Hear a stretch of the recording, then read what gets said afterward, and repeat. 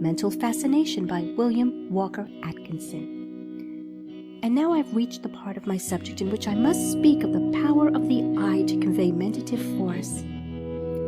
Owing to some law of nervous mechanism not fully understood as yet, the eye is one of the most effective mediums for the passage of mentative currents from one person to another. I shall not attempt to indulge in any special theory on the subject, but shall proceed to the description of the facts of the case.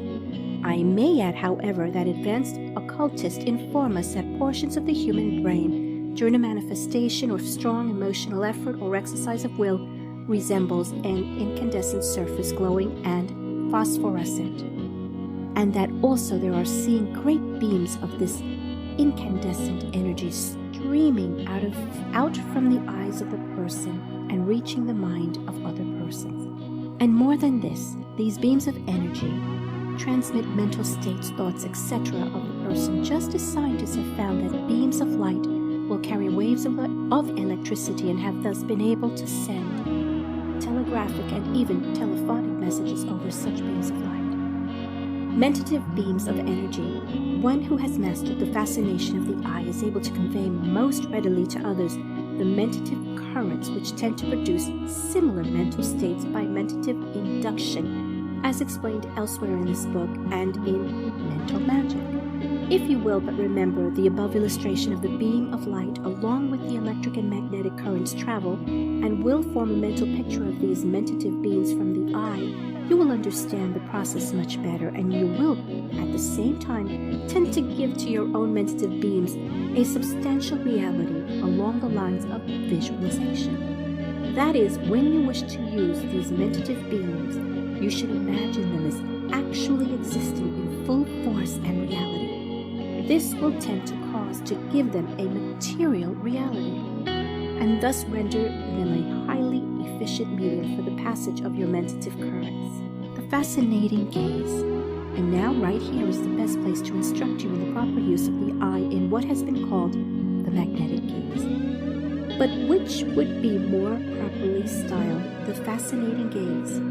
There has been much nonsense written on this subject, and in some of my own earlier writings I gave directions along these lines, which I'm now able to replace with more approved methods and later discoveries coming from the study and experimentation of myself and others along these lines.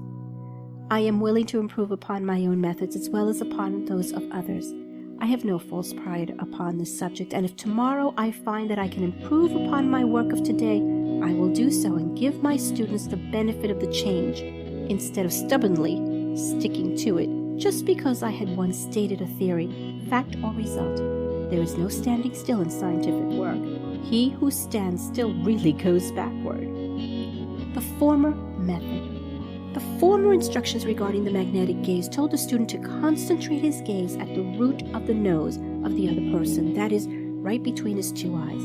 Now this was all very well, but there is a far better plan. This focusing the gaze between the eyes of the other person really results in crossing your gaze and thus robbing it of a portion of the direct electromagnetic power that it possesses. You may prove this by holding up a pencil before your eyes and focusing your eyes upon it as you draw it nearer and nearer to your eyes. The nearer you get to the pencil or to the other person, the more will your gaze be crossed and the effect impaired. A gaze from a pair of crossed eyes is not nearly so fascinating as one from a pair of straight eyes, giving out a direct, forceful impression. The new method. The new fascinating gaze is performed as follows. You do not focus your gaze at a point between the two eyes of the other person, but instead, you gaze directly and straightly into his two eyes with your two eyes. You will find this difficult and tiring if you perform it in the ordinary way, and herein lies the secret.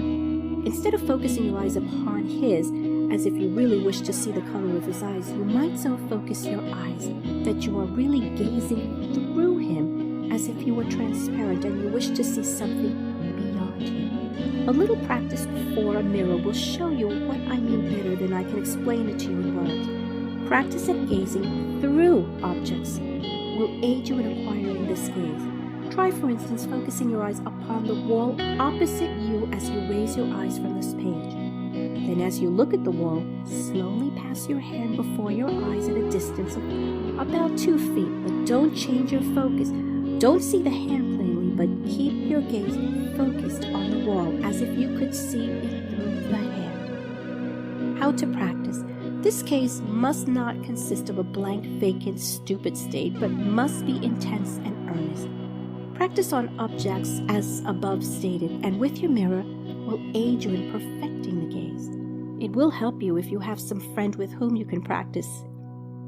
The effect upon others. The other person will not be aware that you are not seeing him and are gazing through him. To him it will appear that you are giving him a very deep, intense, steady, earnest glance. He will see your pupils dilate as they always do when looking at a distant object, and your expression will be one of calm, serene power. It does not tire the eyes. And another important point about this gaze is that you may maintain it a long time without tiring the eyes and without the eyes watering or blinking. You may outstare another person or animal in this way without fatigue, while the other's eyes grow tired and weak. So much is this true that the results of my own investigation of the subject have convinced me that the animals who manifest the fascinating gaze, as mentioned in the previous chapter, really focus their eyes beyond the object in just this way. If ever you get a chance to observe an animal fascinating another, you will see that I am right in this theory. The scientific explanation. This gazing through the other person is accomplished by a certain accommodation of the eye, as oculists and opticians call it. And while you are performing it, you cannot examine distinctly or see distinctly the eyes of the other person, because your focus is different. To show you why you're able to maintain this gaze such a long time without tiring your eyes, I would remind you of the case with which you may maintain the expression of being wrapped in thought, daydreaming, lost in a brown study, just thinking about things, etc., with which you all are familiar. In such a mental state, you're able to gaze into space for a long time without the slightest fatigue, while a few seconds focusing your eyes upon a nearby subject will tire them very much indeed. And then again, you know how long you are able to gaze at an object far out at sea, or far across the desert, or far down or across the mountain without tiring your eyes. The whole secret is that short-range focusing upon an object tires the eyes much more than does long-range gazing into space. This being the case, it will tire you far less seeing through a person than gazing at him and seeing him at a short range. Rules for practice. In practicing the maintaining of the gaze for a long time, I would advise against tiring the eyes by gazing at short-range objects.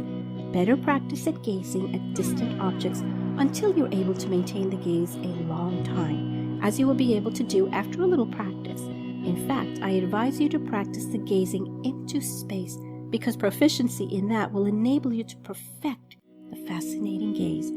After you have practiced this gazing through method a bit, you will be able to look at an object a couple of feet away and gaze right through it, and that is, you will not consciously see it objectively, although apparently staring hard at it.